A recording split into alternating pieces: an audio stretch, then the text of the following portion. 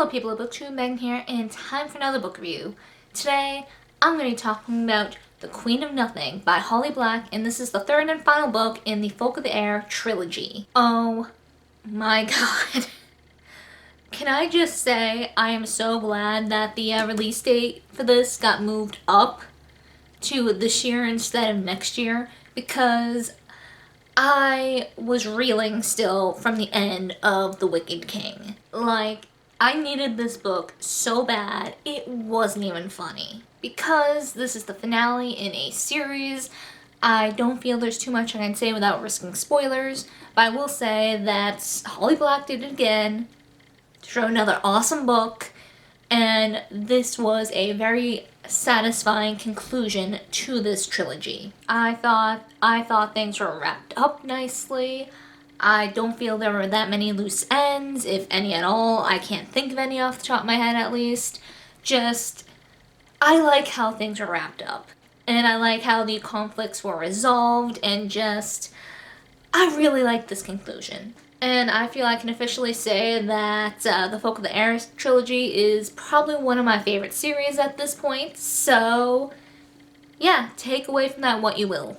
I am sorry if future editing Megan wasn't able to edit that ramble so that it made sense, and that I'm sorry if I just kept talking in circles. I just want to get into the spoilery section because I need to talk about this. So, without further ado, if you have not finished this book yet, highly suggest you click away now and come back after you catch up. Alright, where do I want to begin with this? I think I'll start with Taryn and Jude. I think Jude might have been a bit more of a bigger person than I am when it came to forgiving Taryn. Like, I'm probably sure I wouldn't have forgiven her as quickly or as easily as Jude did, but then again, I don't have any biological sisters, let alone a twin.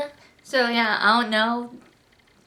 She probably has a deeper bond with her sister, given all that they have gone through growing up, than I do with my brothers, who I am 3 and 6 years older than. And while we've been through some stuff, nowhere near as like severe and traumatizing as what Jude and her sisters have gone through. So I guess that would develop a deeper bond. I gotta say, I do find it really satisfying that Taryn killed Locke. And I also will say, she did it much faster than I would have thought. I know a bit of time has passed since The Wicked King, but it still doesn't feel like they were married that long before Locke just crossed the line. I just gotta say, go Taryn. Just, Locke, she could have done so much better than Locke. Both her and Jude deserve better than Locke.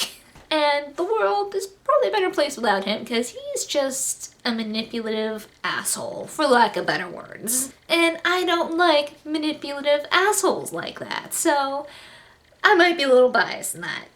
So it's like, okay, world is better without Locke. Though it's a shame he couldn't have suffered a bit more, but I can be petty like that, so there's that. I was not surprised at all that Jude could have pardoned herself, what with Carnan's declaration in the last book. Honestly, I am shocked that she didn't at least try. I mean, the wording feels kind of obvious. Just because others don't believe that she isn't High Queen doesn't mean she isn't. So it's like, I don't know. I guess better late than never when it comes to finding out. She managed to return in time to help Carnan and keep him alive. And it was so nice, especially nearing the end, how Jude and Carnan were allowing themselves to become more vulnerable around each other. Like, as a trope, enemies to lovers never really caught my eye. Like, it's always been a trope I'm kind of meh about. It's not something I search out. It's not something I had a strong opinion towards. But I think Carnan and Jude might have changed my mind a little bit. Like, because of them, I'm starting to inch out of my meh feelings for enemies to lovers. So, The Ghost. I feel really silly not considering the whole true name thing when considering theories behind his betrayal. Like, yeah, I knew knowing someone's true name gives you control over the person or fae. But the idea that someone might have had the ghost's true name never even crossed my mind. Like, here I was thinking all these theories, and probably looking back, it feels kind of obvious because it's like, it's the simplest reasoning. But it never crossed my mind. I was getting way too complicated. But I liked that. I enjoyed the fact that it was so simple, and the fact that the ghost wasn't really a bad guy, because he can't do anything to prevent what he did. He had no control over his actions. And also, I will admit, hearing that Locke was abusing this power over the ghost, it made me feel more justified in disliking him and being happy that he was dead. Not that I really needed any more reason for that, but it's nice to have a more reason. Honestly, I'm not sure how I feel about the ghost's seeming crush on Taryn. Like, it was mentioned he was glancing at Taryn every once in a while, so I am assuming that means he might have some feeling for her somehow. I feel that might have been a little rushed since he has spoken to Taryn how many times, he's seen her how many times, so I'm kind of meh about my feelings towards that. Though I am interested if that might lead to a spin-off at some point or another in the future. I mean, Taryn is pregnant with Locke's kid, she is going to be raising like a half-a child, so she's going to have a bit on her plate. I'm curious about what her future entails. Yeah, spin off seeing like how things go for Taryn, if things between her and Ghost become a thing, and what have you. Taryn might not have been my favorite character, but I would not object to a spin-off like that. I do like how things were resolved between Heather and Vivian. Like, I do not blame Heather at all for wanting her memories of Fairy and everything related to it to be taken away. Like, she was exposed to quite a shock, and that was a lot for her to take in on such short notice, and Vivian wasn't exactly good with explaining things to her, and it was just a lot thrown at her at once, and I can imagine how scarring it would be. Especially, having part of you transformed like she did, and just all that crap thrown at her. And then on top of that, having her memory of it taken away against her will. Can't say I would react any different from her. So yeah, I don't blame her at all for her reaction. And I do like how after a little thought, she had changed her mind a bit. So her and Vivian managed to kind of strike a deal. And also just the deal they struck I found was very fae. Like, it was definitely something you'd find straight out of a fairy tale. Her having her memories taken away, but Vivi having to reintroduce herself again and win her heart with the truth, instead of all these half-truths and lies that their relationship previously had been built on. I think that is perfect. It fits with the fae, and it's the right thing. Like, it sucks she's losing her memories again, but at least this is her choice, and they could end up together, but it'd be a much more natural or naturally progressed relationship.